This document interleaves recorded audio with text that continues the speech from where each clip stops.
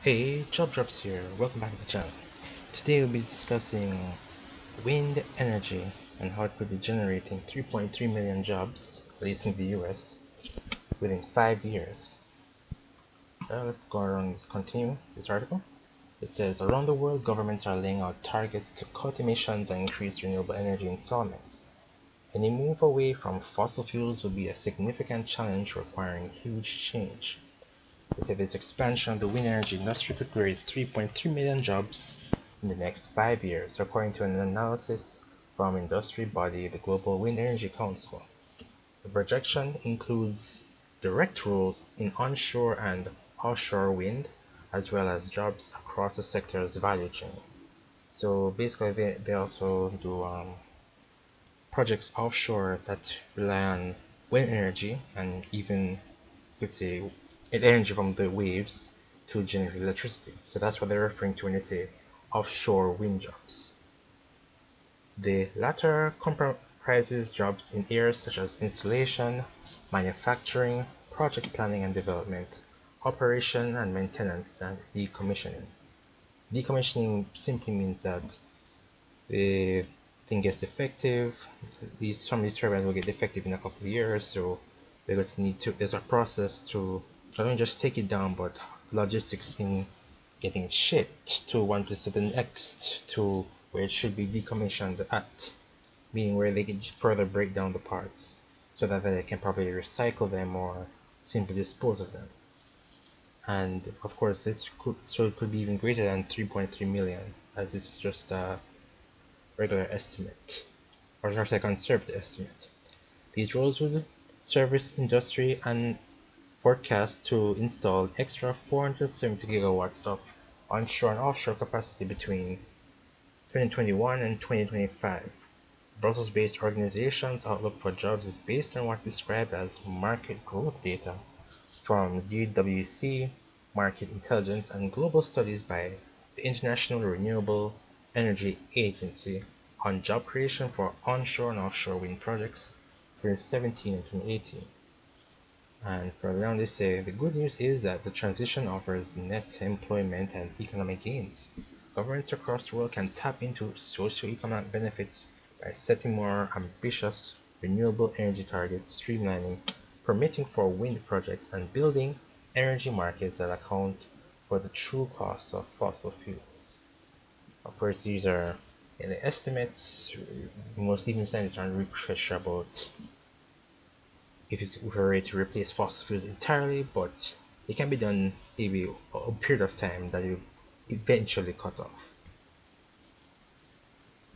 So around this world, the governments are trying to cut emissions and increase renewable energy installations, with a number aiming to make wind energy a crucial tool in the pivot from fossil fuels. Well, I'm surprised they haven't mentioned nuclear energy, which is has been shown to be much to be very safe and can output even more energy than current fossil fuel. But this is just wind energy.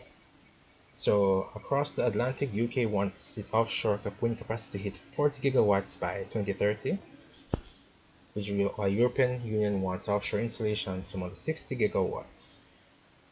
So in order for them to even reach this target, it would mean that they would have to train a massive amount of the population into getting this. And thankfully, a job like this does not require any sort of bachelor's degree to accomplish. And that's a good thing, considering that a lot of persons may not be at this time able to afford getting a bachelor's degree in in most things right now, especially if it's like medicine or so, which are in areas that are guaranteed jobs. So if you're interested in the renewable energy industry, but don't really have the funds to necessarily pursue an environmental degree or engineering degree, I I look around your local state, local country, ask them about being a installer or a technician or even being an electrician who specializes in these renewable sort of tech. Because being an electrician generally will help with that skill, but being an electrician and specializing in that area could earn you some good amount of money. So that's another thing you can think about, and even probably pitch to your parents or your guardians, whoever is looking out for you on that. So what would require to be a wind technician, or first off, what do they do? According to this site, one key says that wind technician or wind tech is a professional trained in to install, inspect or maintain wind turbines that convert the wind's kinetic energy into electrical. Some terms you might hear, they might be windmill repair technicians, wind turbine, windmill repairman, wind power technician, wind farm mechanic. So basically that means they manage a very large area full of wind turbines. They probably have to do it on a daily or weekly basis on monitoring the function and such of the wind turbines. As a wind tech's office is any of the more than 340,000 wind turbines scattered across the globe.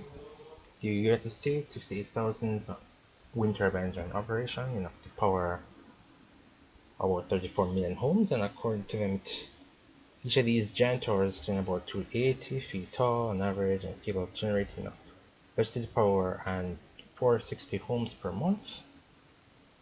And so the job of a windmill technician is to install, maintain, inspect, and repair these machines. And these wind turbine technicians go where the wind takes them so that they are prepared for regular travel from one wind farm or area to the next. It says the job requires often working in pairs within the nacelle of a wind turbine itself, or basically within the actual device itself, which is it's huge. Only way to get up there is to climb. So if you're afraid of heights, maybe it's not for you, but if you're willing to put in the work, you'll probably get used to it.